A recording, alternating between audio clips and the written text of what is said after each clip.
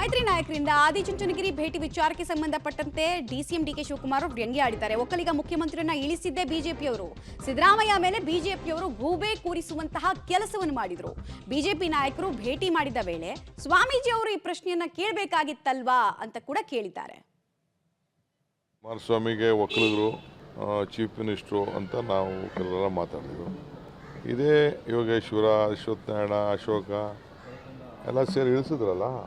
ಆಗೇನಾಗಿದ್ರು ಇವರೆಲ್ಲ, ಶೋಭಕ್ಕ ಇವರೆಲ್ಲ ಸೇರಿ ಇಳಿಸಿದ್ರಲ್ಲ. ಯಡಿಯೂರಪ್ಪ ಇವರೆಲ್ಲ ಸೇರಿ ಕುಮಾರಸ್ವಾಮಿ ಇಳಿಸಿದ್ರ, ಇಳಿಸಿದವ್ರು ಅವರು. ಕೊನೆ ಕಾಂಗ್ರೆಸ್ ಅವರು ಇಳಿಸಿದ್ರು ಅಂತ ಸಿದ್ದರಾಮಯ್ಯನವ್ರ ಮೇಲೆ ಕೂಗಬೇಕು. ಕುಮಾರಸ್ವಾಮಿಗೆ ಒಕ್ಕಲಿಗರು ಚೀಫ್ ಮಿನಿಸ್ಟ್ರು ಅಂತ ನಾವು ಕೆಲವೆಲ್ಲ ಮಾತಾಡಿದ್ರು.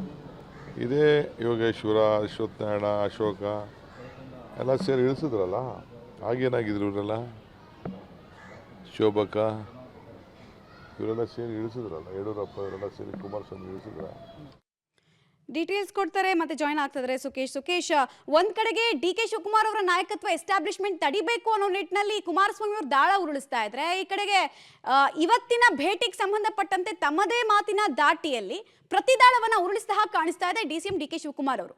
ಖಂಡಿತ ಹೌದು ಮಮತಾ. ಯಾಕಂದ್ರೆ ಮೊದಲನೇದಾಗಿ ಇವತ್ತು ಬಿಜೆಪಿ ಮತ್ತು ಜೆಡಿಎಸ್ ನಾಯಕರು ಒಟ್ಟಾಗಿ ಒಕ್ಕಲಿಗ ಸಮುದಾಯದ ನಿರ್ಮಲಾನಂದ ಶ್ರೀಗಳನ್ನ ಭೇಟಿ ಮಾಡಿದರೆ ಸಹಜವಾಗಿ ಅದೊಂದು ಸಂದೇಶವನ್ನ ಕೊಡುವಂಥ ರೀತಿಯಲ್ಲಿ ಭೇಟಿ ಕೂಡ ಆಗಿರುತ್ತೆ. ಯಾಕಂದರೆ ಚುನಾವಣೆ ಸಂದರ್ಭದಲ್ಲಿ ಭೇಟಿ ಮಾಡುವಂಥದ್ದು ಇಂಥದ್ದೇ ಉದ್ದೇಶಗಳಾಗಿರ್ತವಂಥದ್ದು.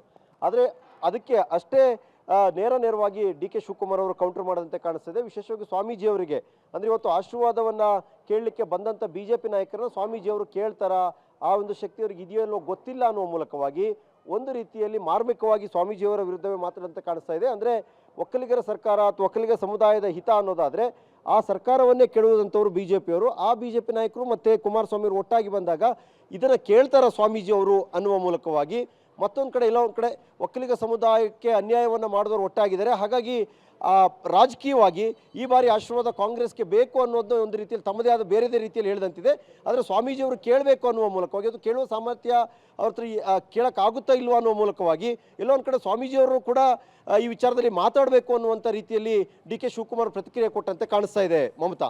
ರೈಟ್, ಧನ್ಯವಾದ ಸುಕೇಶ್ ನಮ್ಮೆಲ್ಲ ಮಾಹಿತಿಗಾಗಿ. ಸ್ವಾಮೀಜಿಯವರು ಕೂಡ ಈ ವಿಚಾರದಲ್ಲಿ ಪ್ರಶ್ನೆಯನ್ನ ಕೇಳಬೇಕು, ಮಾತಾಡಬೇಕು, ಮೌನ ಅಲ್ಲ ಅನ್ನೋದನ್ನ ಡಿ ಕೆ ಶಿವಕುಮಾರ್ ಅವರು ಬಯಸ್ತಾ ಇರೋ ಹಾಗೆ ಕಾಣಿಸ್ತಾ ಇದೆ. ಹೀಗಾಗಿ ಪ್ರಶ್ನೆಯನ್ನು ಕೇಳಬೇಕಾಗಿತ್ತು ಬಿಜೆಪಿ ನಾಯಕರಿಗೆ ಅಂತ ತಿಳಿಸ್ತಾ ಇದ್ರು. ಇನ್ನೊಂದು ಕಡೆಗೆ ವಿಚಲಿತರಾಗ್ತಾ ಇದ್ದಾರ ಕಾಂಗ್ರೆಸ್ ನಾಯಕರು. ಈ ಮತಗಳ ಕ್ರೋಢೀಕರಣ ಜೊತೆಗೆ ಈ ಫಾರ್ಮುಲಾ ವರ್ಕೌಟ್ ಆಗ್ತಾ ಇರೋದು, ಸ್ಟ್ರಾಟಜಿಗಳನ್ನ ಹೂಡ್ತಾ ಇರೋದು ಅನ್ನೋದು ಕೂಡ ಪ್ರಶ್ನೆ ಆಗ್ತದೆ. ಬಿಕಾಸ್ ಅವ್ರು ಅಂದ್ಕೊಂಡಿದ್ರು ನಮಗೂ ಲಾಸ್ಟ್ ಟೈಮ್ ಮೈತ್ರಿ ಫಾರ್ಮ್ ಮಾಡಿದಾಗ ಸಮಸ್ಯೆ ಆಗಿತ್ತು, ನಮಗೂ ಕೂಡ ದೊಡ್ಡ ದೊಡ್ಡ ಸಮುದಾಯಗಳು ಒಟ್ಟಾಗಿ ಬರಲಿಲ್ಲ, ಇಲ್ಲೂ ಕೂಡ ಕಷ್ಟ ಇದೆ ಅಂತ ಅಂದ್ಕೊಳ್ತಾ ಇದ್ರು. ಆದರೆ ಎಚ್ ಡಿ ಕುಮಾರಸ್ವಾಮಿ ಹಾಗೂ ಯಡಿಯೂರಪ್ಪ ಅವರ ದಾಳಕ್ಕೆ ಪ್ರತಿದಾಳವನ್ನ ಹೂಡಲೇಬೇಕಾದ ಹಾಗೂ ಸಾಕಷ್ಟು ರೀತಿಯಲ್ಲಿ ಅದನ್ನ ಪ್ರಶ್ನೆ ಮಾಡಲೇಬೇಕಾದ ಸಂದಿಗ್ಧ ಸ್ಥಿತಿಯಲ್ಲಿ ಡಿಸಿಎಂ ಡಿಕೆ ಶಿವಕುಮಾರ್ ಇದ್ದ ಹಾಗೆ ಕಾಣಿಸ್ತಾ ಇದೆ.